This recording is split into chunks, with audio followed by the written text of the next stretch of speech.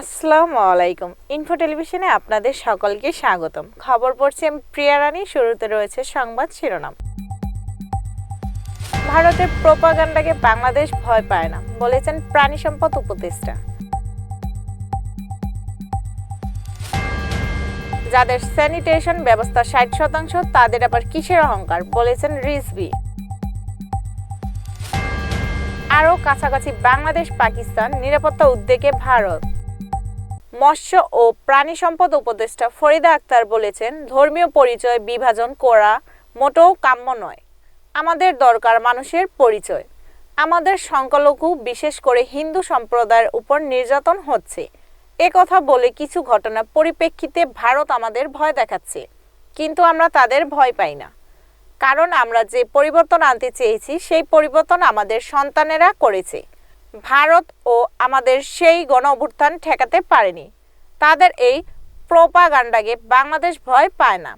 শনিবার ৭ই ডিসেম্বর সকালে ঢাকার রিপোর্টার্স ইউনিটি মিলনায়তনে গণ আকাঙ্ক্ষা, গণ অভ্যুত্থান, প্রত্যাশা ও প্রাপ্তি এবং বর্তমান পরিস্থিতি পর্যালোচনা শীর্ষক মতবিনিময় ও আলোচনা সভার প্রধান অতিথির বক্তৃতা কথা বলেন তিনি।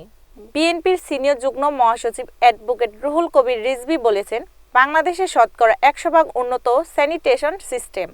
কেউ বাস ঝাড়ে যায় না, কেউ রেল লাইনের ধারে টয়লেট সারে না।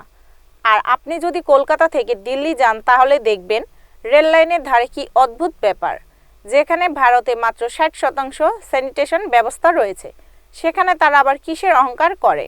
রোববার ৮ই ডিসেম্বর সকালে রাজধানীর নয়াপল্টনে বিএনপির কেন্দ্রীয় কার্যালয়ের সামনে আগরতলা বাংলাদেশের সহকারী হাই কমিশনে হামলা। বাংলাদেশের জাতীয় পতাকা অবমাননা ও সাম্প্রদায়িক দাঙ্গা বাঁধানোর ষড়যন্ত্রের প্রতিবাদে ভারতীয় হাই কমিশন অভিমুখে প্রতিবাদী পদযাত্রা পূর্বে সমাবেশে তিনি একথা বলেন। পাকিস্তানিদের জন্য ভিসার প্রক্রিয়া সম্প্রতি আরও সহজ করেছে বাংলাদেশ।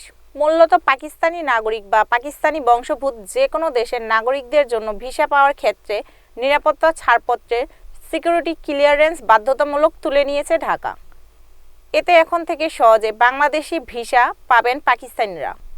ঢাকার নতুন কূটনৈতিক ও রাজনৈতিক দৃষ্টিভঙ্গির এই পদক্ষেপ আরও কাছাকাছি এসেছে বাংলাদেশ ও পাকিস্তান।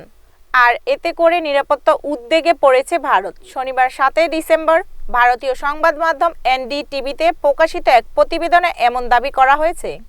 এতক্ষণ ইনফো টেলিভিশনের সাথে থাকার জন্য ধন্যবাদ। আমাদের সকল নিউজ দেখার জন্য www.infotvbd.com অথবা আমাদের ফেসবুক পেজ ও ইউটিউব চ্যানেল ভিজিট করুন।